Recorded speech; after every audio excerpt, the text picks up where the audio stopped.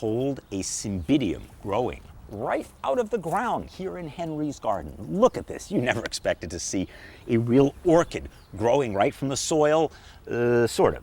Actually, we kind of cheated a little here, but I have it on very good authority from nobody less than the orchid guy, Brian Petraska, that cheating with Cymbidiums like this is okay, right, Brian? It's all right, Henry. That's why I like this guy. The advantage of doing this, well, a number of advantages, right? A number of advantages. You have a lot of control over the plant.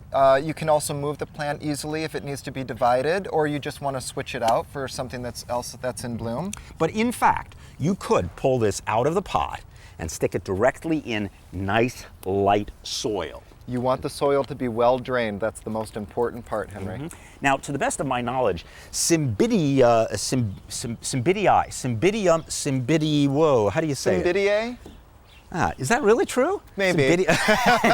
Cymbidiums are the only orchid I know that actually will grow right in the soil. Yes, they right? do. Usually they have to be in like bark and fancy pots and stuff. Most orchids do because most orchids are epiphytes. However, the Cymbidium comes from China. Mm-hmm. It grows in the fields, actually in full sun, and they do grow in the ground, but remember that soil is well drained. You can buy a pre-mixed Cymbidium mix, right, or you can make your own Cymbidium mix like I have. Oh. With simple fine bark, mm-hmm, perlite, and charcoal. Something like this, but you could use something heavier. For example, I mean, just looking at this guy, for example, this was originally planted in, actually, I'd say Cymbidium mix for this, Okay. Now, the interesting thing about Cymbidiums, it's a plant that I have had to learn to love because, admittedly, the flowers are beautiful, but look at the rest of it. They are not beautiful plants here. And it is amazing to me that a plant with this crummy-looking bottom comes up with such beautiful flowers.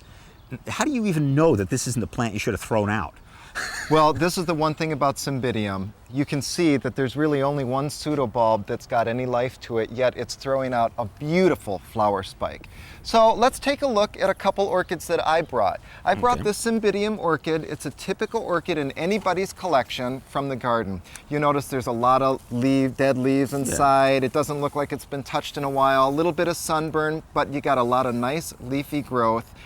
But I don't see any bloom spikes in this. I actually pulled this plant, Henry, because it purposely was not blooming. All my other Cymbidiums are blooming. Oh. Okay?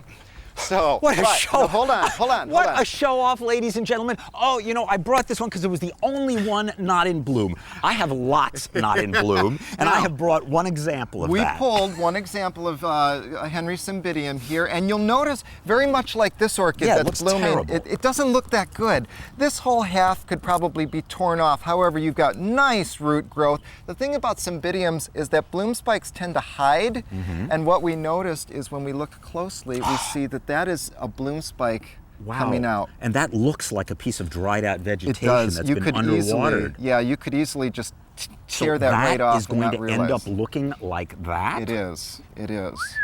So how are we going to get something? Wait a minute. I'm still admiring my bloom spike. I don't think Don't snap it off, Henry. I don't think in my life I've ever actually gotten a bloom spike off a Cymbidium.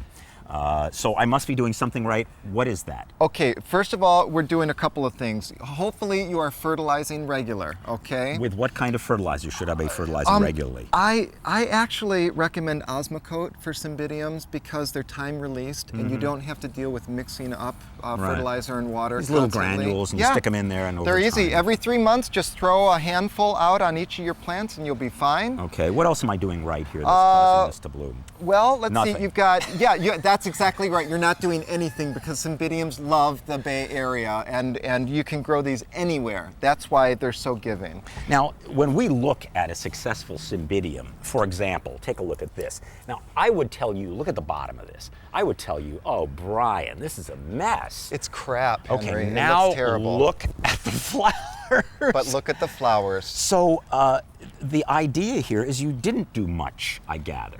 You've just sort of let it overgrow in this pot.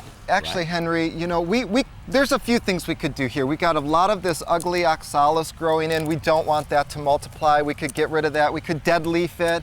You'll notice there's a lot of pseudobulbs that are ready to just be torn out. But you haven't done any of that, and it's still blooming. Exactly, because it's growing in the Bay Area, and this is just its natural environment. They love it here. Okay, this plant was probably neglected and not even taken care of whatsoever, but it's still blooming for us. Now imagine if we threw a little bit of fertilizer a couple times a month in here.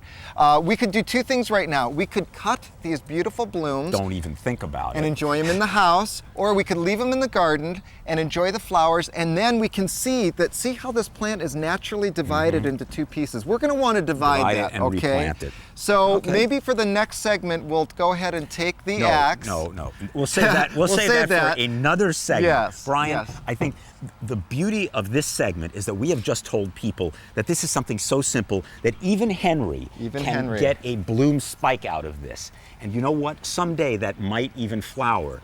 If you will take it home with you, please, because I don't trust myself. Brian Petraska, the orchid guy, who's coming out with his own DVD. He's turning into a whole industry, ladies and gentlemen. What's the website? The website is www.theorchidguy.net. I'll also be at the Pacific Orchid Exposition this February at Fort Mason. Come down and see me. And by the way, so will we. Here, take this home, nurture it, bring it back when it's blooming. Thank you, Thanks, Henry. Brian.